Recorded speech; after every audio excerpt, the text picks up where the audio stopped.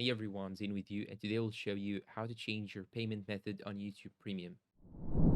Okay, the first thing that you should do is to simply go and open the YouTube application on your phone. Then you want to go and click on your profile picture on the bottom right side. Then go and click on the cogwheel icon on the top right side. And after that, you want to go into purchases and memberships.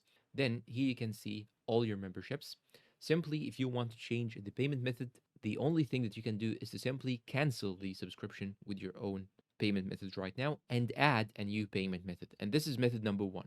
Another thing that you can do if you are using your iPhone, you just have to open the settings of your iPhone, click on your picture on your account. Then you want to go to subscriptions. And after that, after going to subscriptions, you want to search for YouTube Premium subscription. And here you have it right here. Tap on it.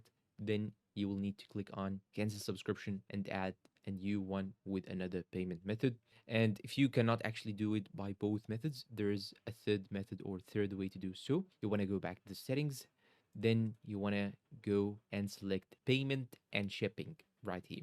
Once you click on payment and shipping, here you can see all your payment options.